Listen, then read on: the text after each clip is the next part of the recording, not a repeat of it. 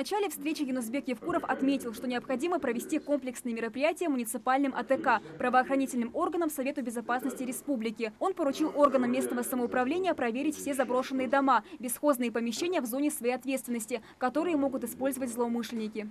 Не может такого быть, что начальник РОВД работает, а глава района не работает. Они должны взаимодействовать, и успех делится пополам, и неуспех пополам. И плюсы, и минусы – это 50 на 50 надо делить. Поэтому плотное взаимодействие, плотная работа должна быть.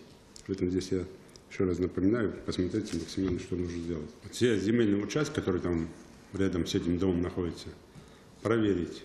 Во-первых, вот этот сам земельный участок, как он попал этому товарищу, который там позволил построить бункер. Это одно. Почему глава села или местные власти не отследили, почему процесс, когда выдаем землю остро нуждающейся, а потом этот человек просто спокойно продает эту землю. Скажем, работу провести, кто что слышал, как слышал, какие машины, какие люди, кто ходил, кто не ходил, все это выявить максимально. Выявить всех строителей, кто строил этот бункер. Всех строителей выявить. Почему? Потому что они все, и кто бункер строил, кто видеокамеру установил, кто все это делал, они все подлежат проверке. И максимальный список пособников. У нас есть по этому поводу статья, поэтому максимальный список пособников, которые потакали этим бандитам, которые находились уже, кто меньше, кто в большей степени, уже более 5 лет там в розыске. Главное, проведите исход, еще раз доведите для жителей села, что максимально надо себя и село в целом, и своих родных близких уберечь от вот таких непрошенных гостей. Лидер Ингушетии подчеркнул необходимость активизировать работу службы участковых уполномоченных полиции, создать системы контроля над их деятельностью.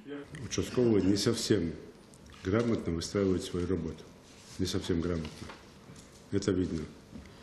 И связано это по ряду причин. Первая основная причина, что у них нет такого понятия, как профессиональная должностная подготовка, или аттестация, или переподготовка, или еще какие-то такие механизмы, которые должны быть.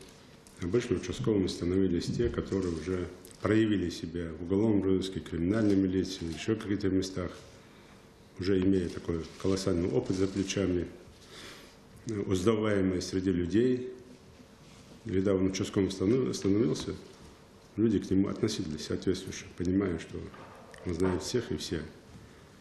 Но, тем не менее, максимально постарайтесь здесь это изучить, Совет безопасности. Подготовьте, а до этого времени с Муравьевым подготовьте определенную концепцию, опыт изучите, плюсы, минусы, оценку деятельности участковых, у всех глав соберите, сельских поселений, муниципальных образований. Давайте мы совещание такое проведем с участием участковых, ну и критерии оценки деятельности участковых. Посмотрите.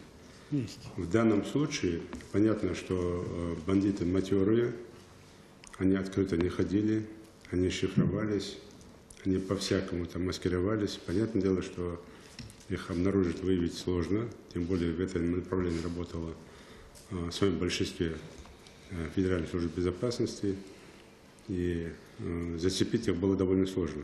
Я не думаю, что участковый смог бы это сделать. Но, тем не менее, те так называемые разведпризнаки, которые были в районе этого дома, позволяли сделать вывод, что при таком определенной деятельности участкового или местного населения, можно было бы какую-то информацию получить. Хотя информация тоже была. Глава Ингушетии выразил недоумение по поводу того, что земельный участок, выделенный коренному жителю села, оказался в распоряжении пришлых людей. Руководитель региона обратился к жителям республики с просьбой не сдавать жилье подозрительным лицам, подвергая опасности свои семьи, проявлять гражданскую сознательность, удостовериться, с какой целью он приехал в город, в село, ставить в известность участкового уполномоченного полиции, местную власть о желании сдать квартиру, земельный участок. Но и пользуясь случаем для жителей республики, еще раз повторяю, что не я это придумал, это Всевышний так определено, что ни один преступник не уходил от ответа.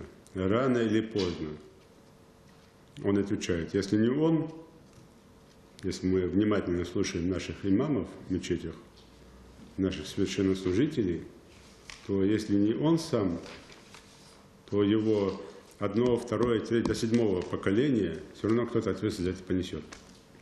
Для молодежи. Вы со школы вместе растете, в селе вместе растете. Все, каждый друг друга знаете.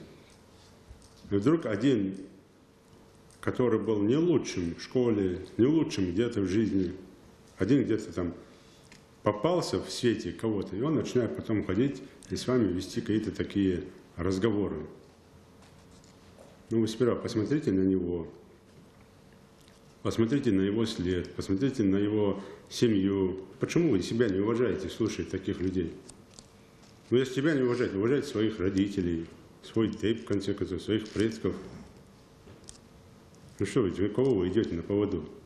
Здесь, когда вот эти люди ходят среди вас, пытаются вам мутить мозги, надо просто посмотреть, понять, кто он есть такой. Также глава субъекта подчеркнул, что профилактическую работу нужно проводить в сети интернет, пользователями социальных сетей. Здесь Совет безопасности, МВД, в целом Центр по экстремизму максимально сейчас отследить в соцсетях всех так называемых комментаторов и разделить эти группы на профилактическую часть, на административную часть и на уголовную часть. И не стесняться эту работу проводить. Это одно. Второе, максимально посмотреть, все, что я сейчас говорю, носите протокол сегодняшнего АТК, чтобы это все расходилось не только здесь, на Малгобек-Малгобекский район, но и по всем АТК республики. Напомним, что по данным НАК в Ингушетии нейтрализована группа боевиков, которые были блокированы в одном из домов на территории республики, в том числе главари и участники так называемой Малгобекской банды, длительное время находившейся в федеральном розыске. Амина Бокова, Хусен Гагиев, Рамазан Ахильгов, Новости 24.